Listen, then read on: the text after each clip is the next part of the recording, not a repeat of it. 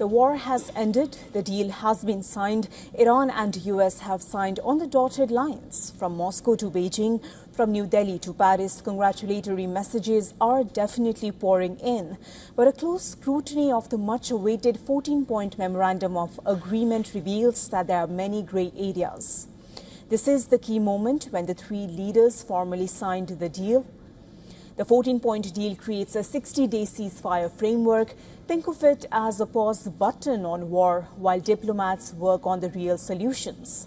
The agreement represents the most significant US-Iran diplomatic breakthrough in decades, though critical questions remain unanswered.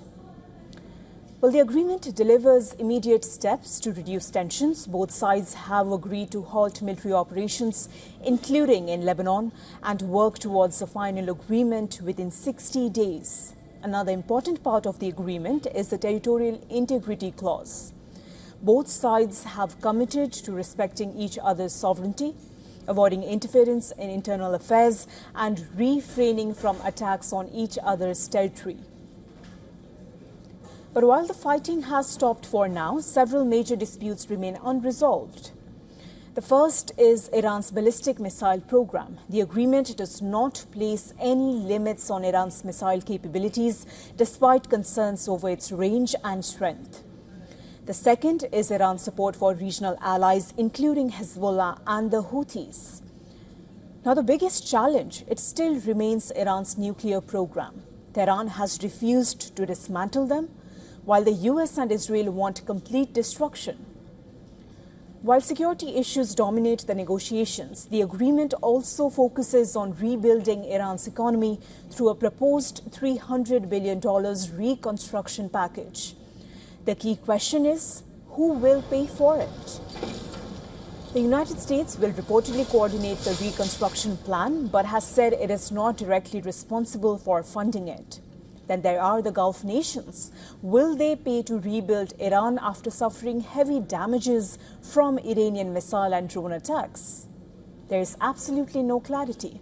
However, one major regional player remains outside the process: Israel. Israel was not part of the negotiations. It is not involved in the reconstruction fund. With Washington moving ahead with Tehran, Israel's influence over the deal has been reduced. Meanwhile, the reopening of the Strait of Hormuz is being seen as one of the biggest economic gains from the deal. But restoring normal shipping will not be immediate. Before the war, 20 million barrels of oil flowed through the Strait of Hormuz daily, making up about 20% of the world's global supply. Now, traffic will resume gradually as teams work to clear naval mines placed during the fighting. The threat of underwater mines, it is definitely raising concerns among shipping operators over safe passage through the Strait of Hormuz.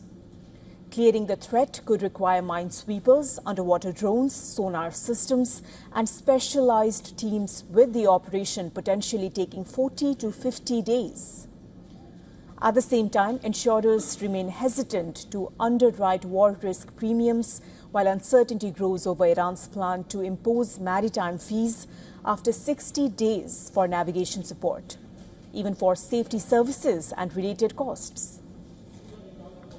The next 60 days, it will be important. It will decide whether this agreement becomes a historic peace breakthrough or another temporary pause in the war. Negotiators must now resolve the hardest issues: nuclear limits, inspections, missiles, ally groups, and funding.